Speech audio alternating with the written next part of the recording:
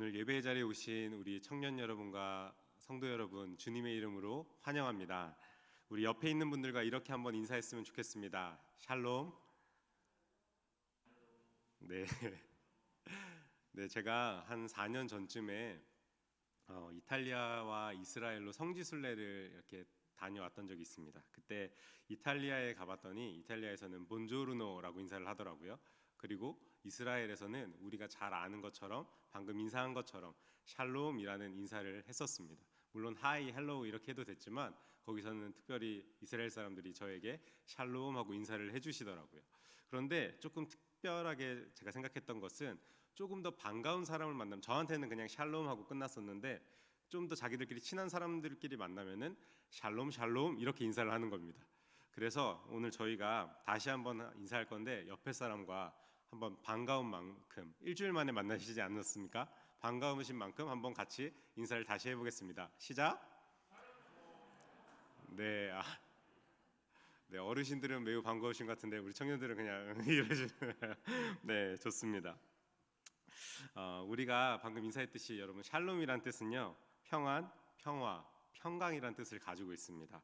그런데 이 참된 평안은요 우리 안에서 나타내어지는 평안이 아니라 주님께서 우리에게 주셨을 때 우리 안에 참된 평안이 있는 것입니다. 그래서 여러분 오늘 우리 예배를 통해서 하나님께는 영광이요 우리에게는 주님이 주시는 참된 평안을 누리시는 귀한 시간이 될 수 있기를 주님의 이름으로 축복합니다. 오늘 본문은 여러분 잘 아시는 말씀입니다. 바로 열 처녀의 비유로 잘 알려진 말씀인데요. 사실 오늘 본문은 바로 전장인 24장의 말씀과 이어지고 있습니다. 여러분 24장의 마지막 내용은요. 예수님께서 제자들에게 내가 이 땅에 다시 올 것인데 그때와 시기는 누구도 알지 못하니 너희가 늘 깨어 있어야 한다라고 말씀하시는 장면입니다. 그리고 그 말씀에 이어서 등장하는 것이 바로 오늘 본문 25장의 말씀입니다. 25장 안에는 특별히 세 가지 비유가 있는데 그 중에서 오늘 우리가 읽은 말씀은 첫 번째 비유인 열 처녀 비유의 말씀입니다. 여러분 이 비유는요 다시 오실 예수님을 기다리는 성도들의 모습을 신랑을 기다리는 신부의 모습으로 묘사하고 있습니다. 여러분 여기서 신랑은 누구일까요?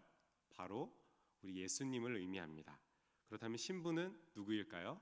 바로 저와 여러분과 같이 예수님을 믿는 성도들을 의미하고 있습니다. 그래서 우리 1절 말씀을 같이 한번 읽어보도록 하겠습니다. 시작. 그때의 천국은 마치 등을 들고 신랑을 맞으러 나간 열 처녀와 같다 하리니. 아멘. 여러분 1절 말씀을 보시면요 신부가 신랑을 맞으러 나간다고 하고 있습니다. 여기서 조금 이상한 거 느끼시지 않으십니까? 보통은 신랑이 신부를 기다립니다. 남자가 여성분이 올 때까지를 기다리고 또 여성분이 올 때까지를 뭔가 우리나라의 생각으로 하면은 좀 여성분이 이런 잔치의 주인이 되고 해야 되는데 여기는 역할이 조금 뒤바뀐 것 같습니다. 신랑이 오는 거를 신부가 기다려야 한다라고 성경은 말하고 있습니다. 그리고 나서 오늘 본문 10절 말씀을 보면요 신랑이 와야 혼인잔치가 시작된다라고 얘기를 하고 있습니다. 여러분 이것으로 미루어 보아서 우리는 아직 이들이 결혼한 상태가 아님을 알 수 있습니다. 그렇다면 여러분 여기서 우리가 할 수 있는 질문은 두 가지가 있습니다. 먼저는 아니 그 신랑 뭐 하는 놈인데 신부를 기다리게 하는 거야? 라는 것입니다. 신랑이 도대체 누구길래 이렇게 신부를 기다리게 하고 이 결혼잔치의 주인공인 신부를 왜 신부가 신랑을 기다려야 하지? 라는 것입니다. 그리고 두 번째는 그리고 결혼한 것도 아닌데 무슨 신랑이고 무슨 신부라는 호칭을 쓰냐라고 우리는 질문할 수 있다라는 것입니다. 그렇다면 여러분 예수님은 왜 신부가 기다려야 한다라고 표현을 하고 그리고 이 아직 결혼도 하지 않는 남자와 여자를 신랑과 신부라고 표현을 하셨을까요? 여러분 제가 성지순례를 아까 말씀드렸지만 4년 전에 다녀왔을 때 이 갈릴리에 있는 가나라는 도시를 제가 방문했던 적이 있었습니다. 물론 도시라고 표현하기에는 조금 작은 마을이었는데요. 여러분 갈릴리 가나에는 어떤 일이 있었던 곳입니까? 바로 물이 변하여 포도주가 되었던 예수님이 첫 번째 기적을 행하셨던 곳이 바로 갈릴리 가나에 있는 곳입니다. 그래서 이 가나에는 이 예수님의 기적을 기념하기 위해서 가나의 혼인잔치 기념교회라는 교회가 있습니다. 교회 이름이 가나의 혼인잔치 기념교회입니다. 그런데 이곳을 제가 방문했을 때 마침 너무너무 신기하게 결혼식이 있었습니다.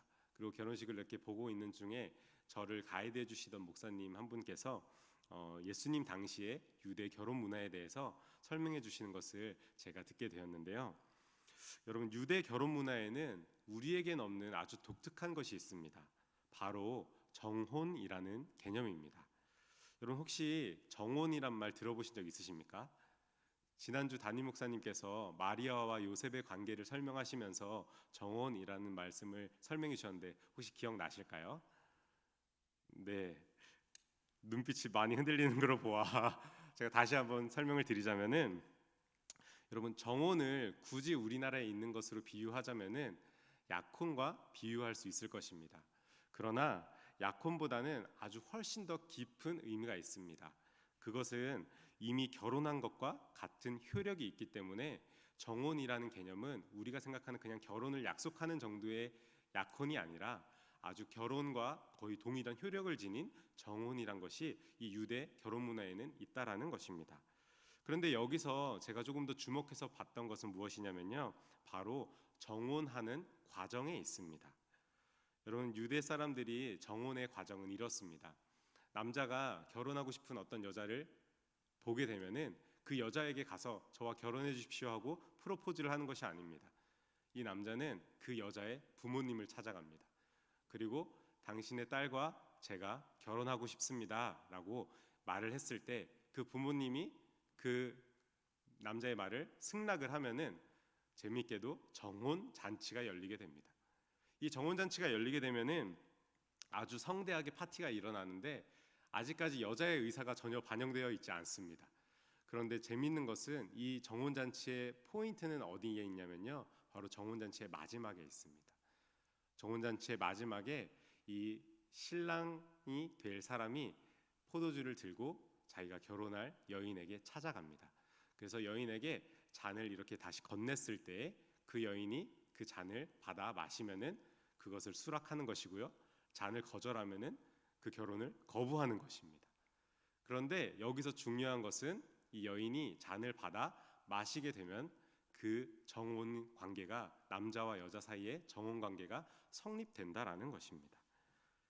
그런데 여러분, 여기서 우리가 오해하지 말아야 할 것이 있습니다. 정혼은 정혼 관계가 성립된 것이지 아직 결혼 관계에 들어간 것은 아닙니다. 정혼은 결혼과 같은 효력을 지닌 것은 맞습니다. 그러나 여전히 정혼까지는 결혼 관계에 들어가지 않았다라는 것입니다. 그렇다면 여러분, 결혼은 언제 하게 되는 것일까요? 바로 정혼 후 1년 정도의 시간이 지난 다음에 결혼 잔치가, 혼인 잔치가 다시 열리게 된다라는 것입니다. 제가 그래서 이상해서 그 목사님께, 아니 바로 결혼하면 되지 왜 1년이란 시간이 필요합니까? 라고 여쭤봤을 때 다시 한번 이런 얘기를 해주셨는데요. 여러분, 정혼 후에 신랑은 신부와 살 집을 마련하러 열심히 일을 하러 떠난다고 합니다. 그래서 당시 이스라엘에서 한 남자가 1년 정도 열심히 일을 하면은 집 한 채를 살 수 있었다고 합니다. 우리로서는 좀 상상할 수도 없는 일이죠. 그런데 물론 열심히 한 사람들이 1년이면은 집을 한 채를 사는 것이고, 그리고 조금 천천히 일을 하시는 분들은 2년 그리고 3년 정도까지도 시간이 걸린다고 합니다. 그래서 이 정도의 시간 동안 아내와 자기가 정혼한 여인과 함께 살 집을 마련하기 위해서 여인을 떠나서 열심히 일을 하러 간다라는 것입니다. 그리고 그 집을 마련했을 그때 다시 그 여인에게 돌아와 여인과 함께 결혼 잔치, 혼인 잔치를 열게 된다라는 것이죠. 그렇다면 여러분, 남아있는 신부는 무엇을 하고 있을까요? 남아있는 신부는 그냥 신랑이 갔다고 해서 집 마련하고 올 때까지 열심히 놀면서 기다려야겠다 하고 있는 것이 절대 아닙니다. 신부도 신부 나름대로 신부 수업을 하고 좋은 아내가 되기 위한 연습을 하는 시간을 갖는 것입니다. 그리고 그 시간만 갖는 것이 아니라 동시에 결혼과 같은 효력을 지니고 있기 때문에 다른 남자에게도 절대 한눈을 팔지 않아야 합니다. 어떤 남자가 중간에 다시 그에게 대시를 한다고 할지라도 자신은 정혼 관계에 있기 때문에 저는 다른 사람에게 한눈을 팔지 않습니다 라고 얘기를 하면서 그 순결함을 지키고 자기가 그 신랑을 기다리기 위해서 아주 최선을 다해서 좋은 신부의 모습으로 열심히 노력을 하고 있어야 한다라는 것입니다. 그것이 언제까지요? 바로 신랑이 자신에게 다시 돌아올 때까지 그 신부가 끝까지 열심히 그렇게 신부 수업을 받아야 한다라는 것입니다. 그래서 신랑이 신부와 함께 살 집을 마련해서 돌아오면요, 신부를 데려가 준비된 신부와 만나고 그제서야 혼인 잔치를 열게 되고 그 둘은 혼인 관계가 성립하게 되는 것입니다. 여러분, 이 사실로 미루어 볼 때 오늘 본문에 등장하는 신랑 신부는요, 아직 정혼 상태임을 우리는 알 수 있습니다. 신랑은 거처를 마련하기 위해 떠나가 있는 상태이고요, 그리고 신부는 그 신랑을 기다리고 있는 것이 바로 오늘 본문의 내용입니다. 그런데 여기서 한 가지 문제를 예수님이 지적하십니다. 5 처녀는 신랑을 맞이하기 위해서 아주 성실하게 준비를 하였는데 나머지 5명의 처녀들은 아주 그렇지 않았다라는 것입니다. 성경은 이 나머지 5 처녀들을 향해서 미련한 처녀들이다라고 말을 하고 있습니다. 여러분, 이들의 어떤 행동 때문에 예수님께서는 이들에게 미련하다고 말씀하고 계신 걸까요? 우리 3절 말씀, 오늘 본문 3절 말씀을 함께 읽어보겠습니다. 시작.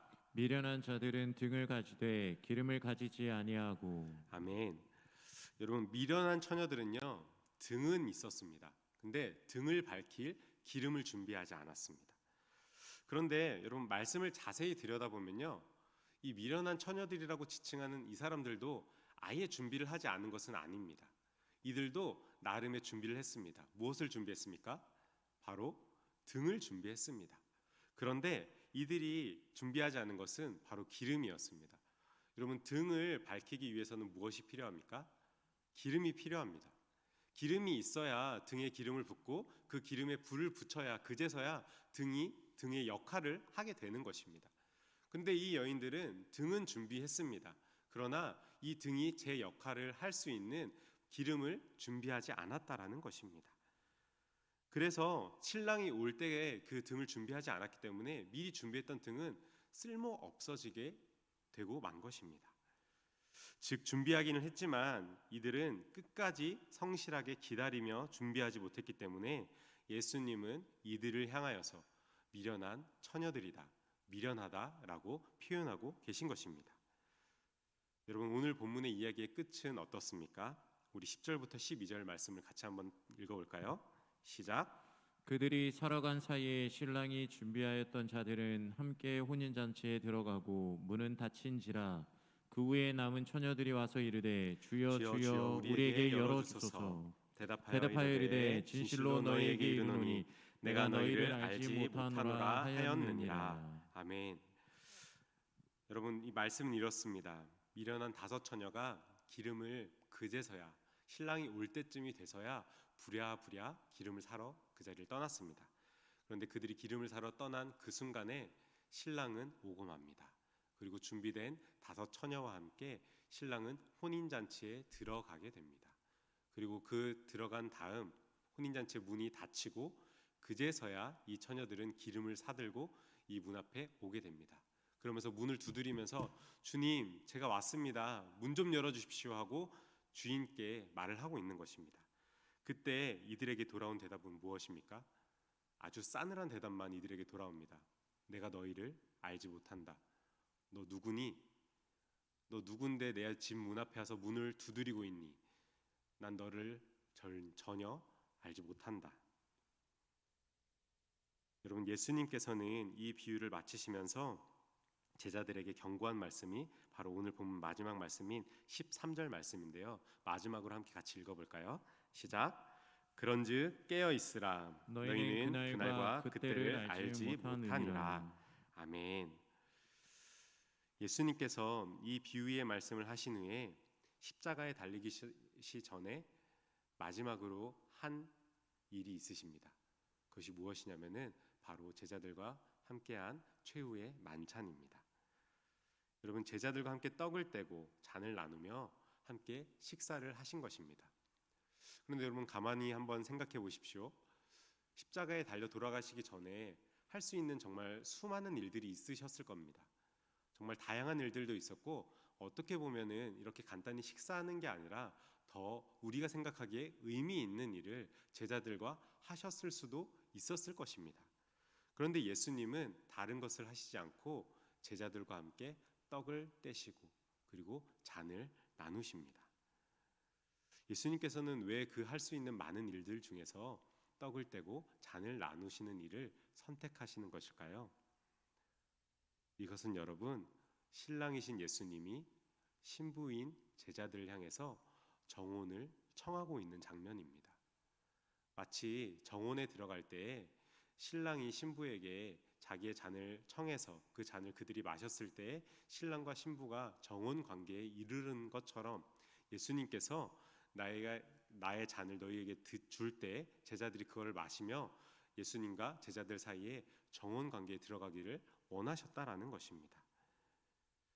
그리고 예수님께서는 제자들이 이 잔을 마시면서 예수님이 다시 오심을 준비하며 끝까지 자신을 기다려 주시기를 원하셨던 것입니다. 여러분, 요한복음 14장 2절부터 3절의 말씀을 보시면요, 예수님께서는 제자들에게 이렇게 말씀하십니다.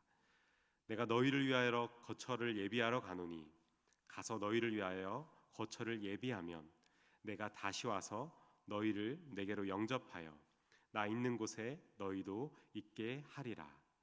아멘. 여러분, 예수님께서 제자들에게 하신 이 약속의 말씀은요, 2000년 전 제자들뿐만 아니라 오늘 살아가는 저와 여러분에게도 하시는 예수님의 말씀이라는 것을 기억하시기 바랍니다. 예수님이 최후의 만찬에서 제자들과 떡과 잔을 나누셨듯이 여러분, 오늘날 우리는 성찬을 통하여서 예수님의 떡과 잔을 나누고 있습니다. 여러분, 우리가 성찬을 하면서 잔을 마신다라는 것의 의미는요, 바로 나는 예수님을 기다리는 사람입니다라고 고백하는 것입니다. 우리가 그 잔을 마실 때 그냥 의미 없이 마시는 것이 아니라 내가 성찬을 하며 주님의 잔을 마실 때에 주님의 죽으심을 기억하며 내가 주님이 다시 오실 그날을 기다리는 사람입니다라고 고백하는 일종의 행위라는 것입니다. 여러분, 이 고백은요, 예수님께서 다시 오실 때까지 그냥 앉아서 내가 그냥 예수님 기다리겠습니다, 예수님 속히 오시옵소서 하고 그렇게 말하면서 그냥 그대로 있는 것이 아니라 신부가 신랑을 준비하며 열심히 신부 수업을 하고 끝까지 마음을 변치 않고 순결하게 그 신랑을 기다리는 신부의 모습처럼 우리도 그 잔을 받을 때에는 예수님이 다시 재림하시는 그날까지 내가 순결한 신부의 모습으로 살아가겠습니다라고 고백하는 행동이라는 것입니다. 그리고 우리도 그 잔을 마실 때마다 예수님을 기억하면서 주님, 정말 내 마음을 변치 않고 하나님만을 기억하고 예수님만을 기억하고 예수님이 우리에게 오실 그날을 내가 고대하며 기다리며 신랑을 기다리는 신부의 모습으로 기다리겠습니다라고 고백하는 것이라는 겁니다. 여러분, 오늘 말씀을 이제 정리하면서 바라기는 저와 여러분 모두가 신랑 되신 예수님을 아주 슬기롭게 그리고 끝까지 신실하게 기다릴 수 있는 주님의 신부가 되기를 주님의 이름으로 축복합니다. 같이 기도하겠습니다. 참 좋으신 아버지 하나님, 오늘 이 비유를 통하여서 신랑을 기다리는 신부의 모습을 함께 나누었습니다. 아버지, 우리가 정말 세상을 살아가면서 마음이 흔들리고 마음이 어려울 때가 참 많이 있음을 고백합니다. 그러나 주님, 그럴 때에도 우리가 끝까지 우리 마음을 준비하며 신실한 마음으로 다시 오실 주님을 기다리며 아버지 앞에 나아갈 수 있도록 저희를 인도하여 주시옵소서. 주님께서 우리와 늘 함께하여 주실 줄 믿사옵고 살아계신 우리 주 예수 그리스도 이름으로 기도드립니다. 아멘.